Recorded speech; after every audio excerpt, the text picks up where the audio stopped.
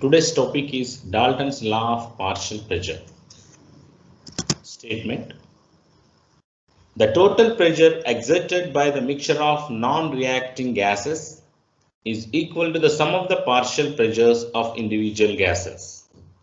Mathematically represented with Pt is equal to P1 plus P2 plus P3 up to Pn. It means and so on. So this we can explain simply. So when we are mixing different gases into one container, for example, here I am taking one gas, that is oxygen gas, which is present in this vessel. Its volume is constant. V is equal to constant. This is the condition. At this particular condition only this Dalton's law of partial pressure is applicable. And I am taking in another vessel one more, that is gas, nitrogen gas. Many molecules are there in this. The same volume, both are having same volume, oxygen and nitrogen. And here I am taking helium gas. For example, helium gas I have taken.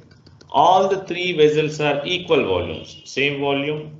This is also having same volume, and the first vessel is also having same volume. Volume is constant. Now this gas is having some pressure. That pressure is representing with the P1. The nitrogen gas pressure I am representing with P2. Helium gas pressure I am representing with P3. For example, oxygen gas P1 is equal to 5 atm. Nitrogen gas pressure is 10 atm atmospheres, and helium gas pressure when you assume at 20 atm. So entire these three gases I am mixing one more container that is also having same volume is equal to constant. Volume is equal to constant. So what is that volume? Whatever the volume of oxygen, nitrogen and helium, the same volume also here. Now I am mixing all the three gases into this container. What are the gases are there here? Oxygen, now nitrogen and helium. Three gases I am mixing. This is called as a gaseous mixture. Now this gaseous mixture pressure, we can simply add all the three gases pressures. This is 5 atmosphere, 10 atmosphere and 20 atmosphere. That is called as a P total. The total pressure of a gaseous mixture is equal to the partial pressures of the individual gases present in this mixture. The partial pressure of the first gas we can represent it with P1. Partial pressure of the second gas we can represent it with P2. Partial pressure of the third gas we can represent it with P3. So that the total pressure of the gaseous mixture is equal to P1 plus P2 plus P3. If you want to mix one more gas, that also P4 and so on. So this is the explanation regarding Dalton's law of partial pressure. The total pressure exerted by the mixture of non-reactive gases. These gases should not react with each other. Non-reactive gases is equal to the sum of the partial pressures of individual gases. All partial pressures when you combine, total pressure will come out. Now I am going to show you different expressions for Dalton's law. In what way we can calculate total pressure and how you can calculate the partial pressure of the individual gases. Number one, this is the first equation. When a gaseous mixture contains only three gases, for a mixture of three gases, we can write this equation like this. Pt is equal to P1 plus P2 plus P3. Second, when modify this P1 plus P2 plus P3, we know the ideal gas equation. What is that ideal gas equation? PV is equal to nRT. PV is equal to nRT means, for example, P1 is equal to, this V comes to here, then N1 RT by V. Then P2 is equal to N2 RT by V. The same way you can write P3 is equal to N3 RT by V. What is here changing? One means first gas partial pressure, second gas partial pressure, third gas partial pressure. Here R and TV are these three are the constant, only number of moles are changing. So that as per the ideal gas equation, instead of P1 I am substituting here N1 RT by V plus N2 RT by V plus N3 RT by V. In this way we are getting the second expression for Dalton's law of partial pressure. Third expression I am showing you. This after modification you will get this equation. PT is equal to N1 plus N2 plus N3. When you common RT, in all the cases RT is there. Here RT plus RT plus RT. When you common the RT, you will get the third equation. PT is equal to N1 plus N2 plus N3 into RT by V.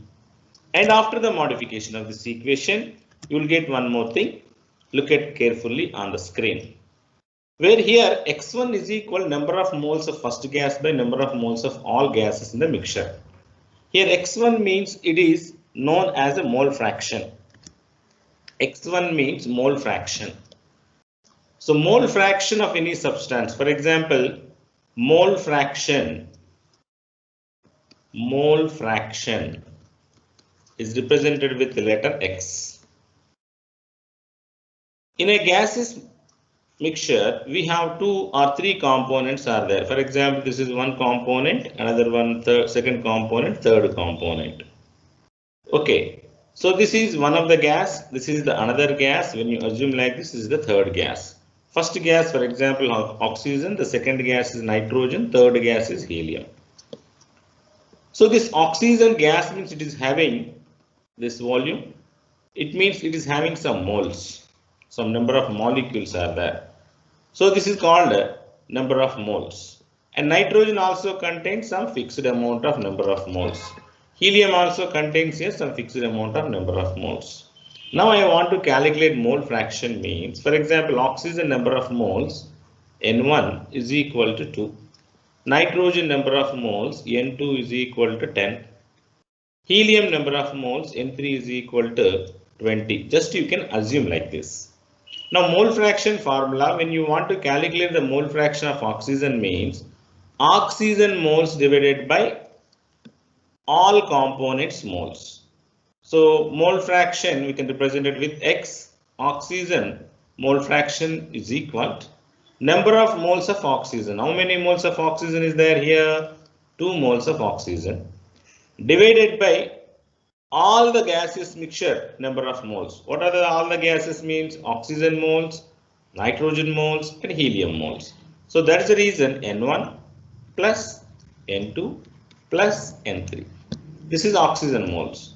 Oxygen we can represent it with N1. Instead of 2 you can write N1. So when you want to calculate the mole fraction, for example, this is the first gas X1 I have written. X1 is equal to N1 by N1 plus N2. Same way when you want to calculate the mole fraction of nitrogen means nitrogen moles divided by all components moles present in the gaseous mixture. When you want to calculate the mole fraction of helium means how you can calculate number of moles of helium divided by number of moles of all components present in the gaseous mixture.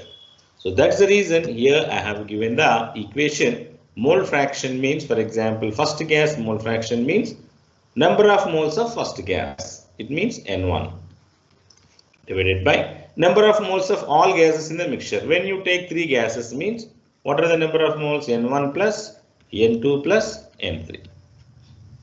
See the fourth equation how it will come. So P1 by PT is equal to N1 into RT by V whole divided by N1 plus N2 plus N3 into RT by V. Very simple students. P1 by PT. Where is P1?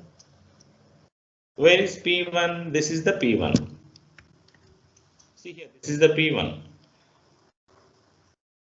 Instead of P1, I have substituted this.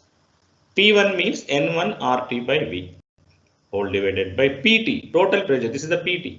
What it is PT formula?